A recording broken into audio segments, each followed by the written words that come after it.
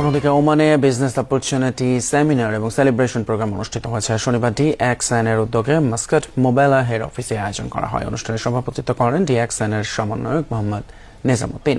যৌথ সঞ্চালনায় ছিলেন মোহাম্মদ রাকিব ও হেদায়েতুল্লাহ বাকের। অনুষ্ঠানে প্রধান অতিথি হিসেবে বক্তব্য রাখেন ওমানের আরবিক টপ লিডার সালেম মুফারসি এবং হিলাল রাশেদ আল মুশাফরি। স্বাগত বক্তব্য রাখেন SM ওয়াহিদ। এছাড়াও বক্তব্য রাখেন হাফেজ নিজামুদ্দিন, আব্দুল্লাল মামুন, রবিউল হোসেন, মাইনুদ্দিন, শাহেদ আলম সহ অনেকে। অনুষ্ঠানে উপস্থিত ছিলেন বহু প্রবাসী বাংলাদেশী। সবাই অনেক ভালো সুস্থ আছেন।